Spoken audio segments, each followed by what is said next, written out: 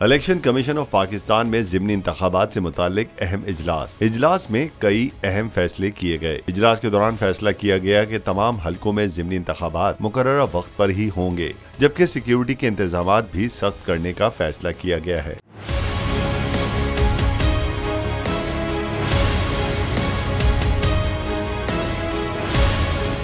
Election commission के मुताबिक कौमी असम्बली के 8 और पंजाब असम्बली के 3 हलकों में 16 अक्टूबर को पोलिंग होगी, जबकि पाक फौज, रेंजर्स और FC के एहलकार इंतखाबात के लिए सिक्योरिटी सर अंजाम देंगे। इलेक्शन कमीशन ने वजारत दाखिला को सिक्योरिटी के लिए तमाम इंतजाम करने की हिदायत जारी कर दी। मैं इमरान खान हूँ, आप बोल्ड न्यूज देख रहे हैं।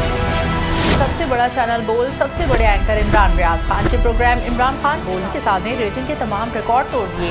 56% नाज़रीन ने बोल न्यूज को देखा। सोशल मीडिया पर भी सबने ज्यादा देखा।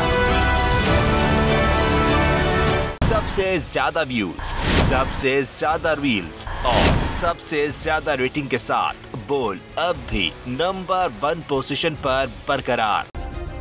सब्सक्राइब करें और बेल दबाएं ताकि कोई खबर रह न जाए।